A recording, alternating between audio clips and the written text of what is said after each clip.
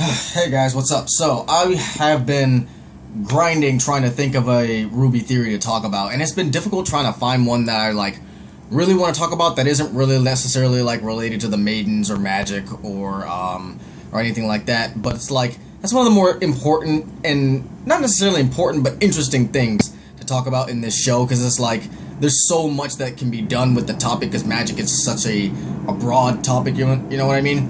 So, I've been thinking about what the, sorry about that, I live close to where an airport is, if you hear any noise, but I've been thinking about what each of the other relics do, and I've been going online looking at other theories and everything, and I haven't really seen too many on the relics themselves and what they do. A lot of people are more concerned about where they are, but it's most of the, out of all of the relics, the only one we don't necessarily know where it is entirely is the Relic of Choice, and that's the one that's in Vale somewhere.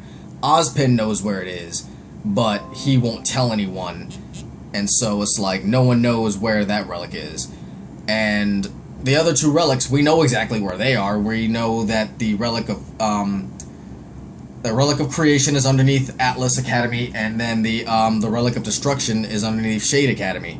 And then the team right now already has the Relic of Knowledge. And we know what the Relic of Knowledge does. The Relic of Knowledge is basically a reference to the genie in a lamp from Aladdin. So, you say the name of the genie, Jinn, and then Jinn comes out of the lamp, asks what knowledge you want, and you're allowed to ask 3 questions once every 100 years.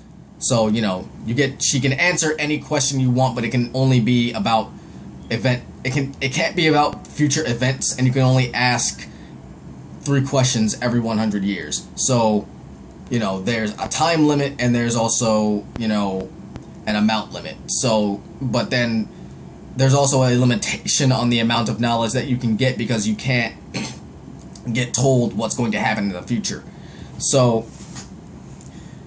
there's that. So then I was thinking, and I was watching a video from both Phoenix Knight and Kaido Dan about this, and they brought up a couple of good points about how each of the relics might also have another entity sealed inside of it, like the Relic of Knowledge does. And I was thinking about that, and I was like, that makes a lot of sense, because when you think about, how Ruby likes to do its mythology and everything, it likes to pull from different forms of mythology and stories and fairy tales and stuff like that. So I was thinking about it, and I'm like, wait a minute. Monty took inspiration from several different anime when he was making or crafting Ruby as a whole, right? And I think it's pretty unanimous that, there are elements of, Naruto, One Piece, Bleach, and I think in more recent volumes, there's been a little bit of, Boku no Hero in there, I think, and, of course, a little bit of Evangelion or whatever because of the mech fights and whatnot, but then when I thought about Bleach, I was like, wait a minute.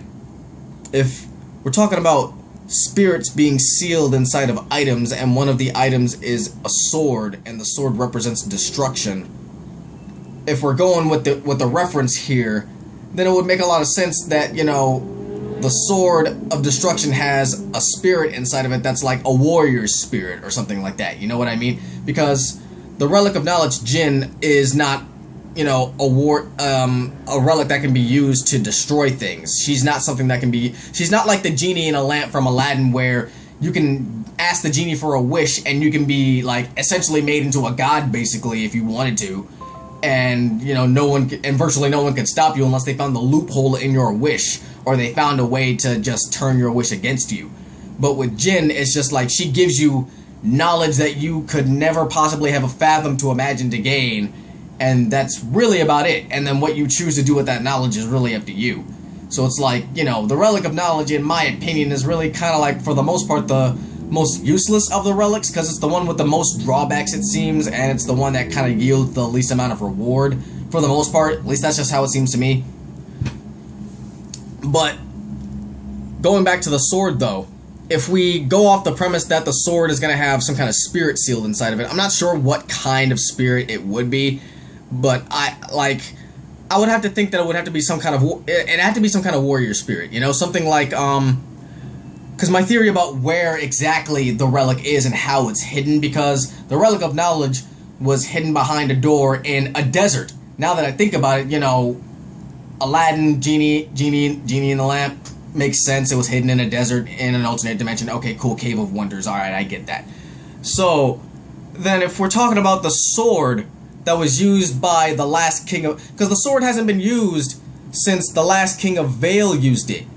Now, if we're going off of the myth thing here, then it would make a lot of sense that the sword in Vacuo is underneath Vacuo's school, and it's stabbed into a stone, and the only person who will be able to lift it out of the stone is he who is worthy. So, like, the sword will probably be like a reference to Excalibur and also Mjolnir from Norse mythology and old medieval mythology. So that way, it'll be a double-edged sword type of thing where it's like you have to be worthy to wield the sword, but at the same time, it's also could be like the sword is really heavy or something like that, or it could be a thing like in Bleach, where like the sword has to become an extension of you, and the sword kind of has to accept you, or a better example would be kind of like in One Piece with how Zoro got the Katetsu blade, the cursed sword, to accept him as its master, basically, and he tested his luck against it, something like that. Because I'm pretty sure that if the whoever the leader of Vacuo is, whoever the leader of that school is, I'm pretty sure if they wanted to use the sword or whatever, if they knew where the maiden was or whatever, that they would use it. But it's like, no, I don't think that it's that easy. I think there's more of a prerequisite to use the Sword of Destruction. And obviously the trade-off for being worthy is that you get untold destructive power. Like, you remember what Adam's semblance was able to do at its full power, assuming that that was his full power again? Imagine that, but just being able to do that whenever you want. Imagine being able to swing a sword, do Getsuga Tensho, and then whatever you swing that sword at just gets completely destroyed. Nothing's left of what you swing that sword at. Absolute destruction in the wake of wherever you swing that thing. But then another trade-off could be, not only do you have to be worthy to use it, but you also have to maybe give up a chunk of your soul or something in order to use it. Or maybe like it burns through your soul, your own soul. Like it destroys a part of you as you use it to destroy other things. That way, you're just not constantly swinging it around indiscriminately and just destroying everything. So, there has to be some kind of trade-off there. Now, with the Relic of Creation, my theory for that is a little more interesting in that I think that the relic is most certainly still a hidden, but it's constantly being accessed by the people in Atlas, and here's why. I think that for the longest time, Atlas as a whole has known who the Winter Maiden is. And I'm pretty sure, I'm about, I'd say, 85 to 90% sure that the Winter Maiden is of Schnee blood. I'm just that confident in that theory. Because when you go back and you look at the Winter Maiden, and you look at how she looks, and you look at how all of the Schnee women look, it really just paints a picture that, okay, like the original Winter Maiden, however long she was born, and however long she had the powers, because according to Ozpin in the story, they were all young women. So it's like we don't know how old they were, but the Winter Maiden was apparently the oldest, I think. So, it could be presumed we don't know how long she lived for, how long she used the powers for, how long she had them for, and who she passed them on to. But it's like, the Schnee semblance in of itself, a lot of people thought that when they first saw it in the very beginning of the show, like in that first trailer, they thought that shit was magic. I thought that shit was magic. Until it was explained, no, it's not magic, it's something else. But then we found out that magic exists, and then we see the Winter Maiden in the original story, and I'm like, okay, there has to be some kind of connection here, because the similarities are too it's too similar. It's just too similar. So then, going off of that premise, if we go with sorry, I'm rambling. I have a whole bunch of thoughts in my mind right now. But the Winter Maiden, I think, is of Schnee blood and has to be one of two people right now. It has to be either Weiss's mom or Winter herself. And I think it's more likely Winter herself, and that she got the Relic of Creation out of the vault that it was in, and she's like willingly letting the whatever company is using it right now. Like, I think that Penny's father, whoever created Penny, used the Relic of Creation to create Penny's soul, and he put that soul into a robot, and that robot became Penny. And, you know, that kind of completes the whole, you know, Penny wanted to be a real girl, Pinocchio thing. Because in the original story for Pinocchio, the way that Pinocchio got made into a living puppet and then a real boy was that he got visited by a fairy. The blue fairy, if I'm not mistaken. So it's like, you know, it would make sense. You know, we just have to see how they explain it in Volume 7, which I am 100% sure that they're going to, and I really hope that they do. If they don't, I'm going to be pissed. So then, the last is with the Relic of Choice. Now, what I think that relic does, and the spirit that's sealed inside that relic... Oh yeah, going back to the Relic of Creation, I think that the spirit sealed inside that relic will be some kind of fairy or some kind of wizardly-like character. Something that is, you know, associated with creation. You know what I mean? Not necessarily a god, because, you know, the gods already exist, but some kind of entity that, like fairies from Fairly Odd Parents or something like that. Like, not like, you know, oh shit, sorry. Huge fly. But yeah, so it could be something like that. And then finally, with the Relic of, sorry, rambling, just saw that fly, it freaked me out.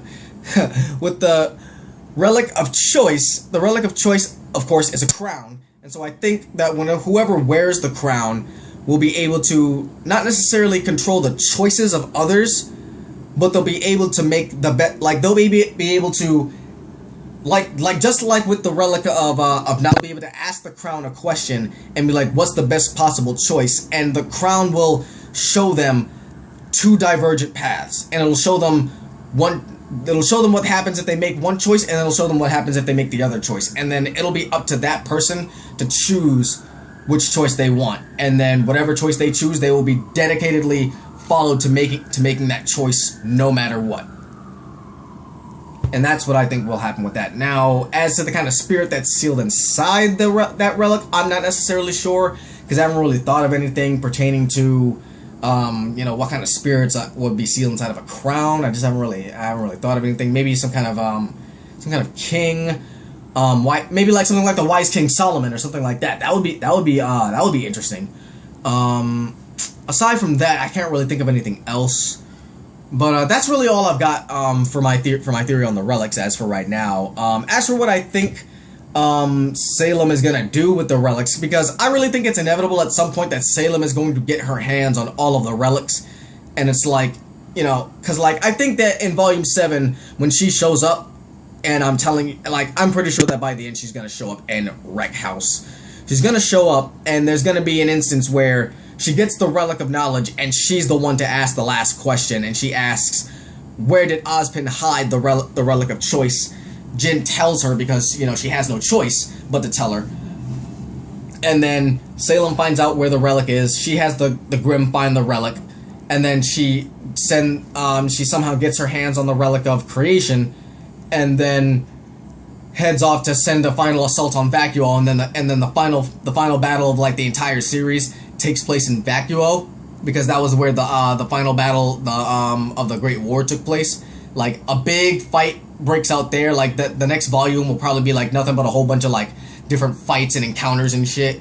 And then, like, I think like after that, then we'll probably go into like a final arc where, you know, all of the girls go fight Salem or something like that, where like Salem has all of the relics. She has the crown on her head, she has the sword, she has the staff, and maybe she like has the Relic of Knowledge around her neck or something like that, and she uses it to summon all the gods back. And I think she's gonna somehow try to use the relics to destroy the gods, and then you know, maybe like build herself up as a god or something like that. It's hard to tell because we don't really necessarily know what Salem's motivations are entirely. We just know her backstory now and all that kind of stuff. So, you know, let me know what you guys think in the comments, and post whatever theories that you want, that you might have on what you think the other relics will do, what other spirits might be sealed inside of them, what the relics may or may not do, what weaknesses they might have, and ultimately what you think Salem is going to do with them if and when she really does get her hands on them. So, you know, that's all I've got for this video. like, comment, subscribe, and hit the bell for notifications so you know whenever I upload a theory or whatever kind of videos that I upload. And I'll see you guys in the next video. Peace out.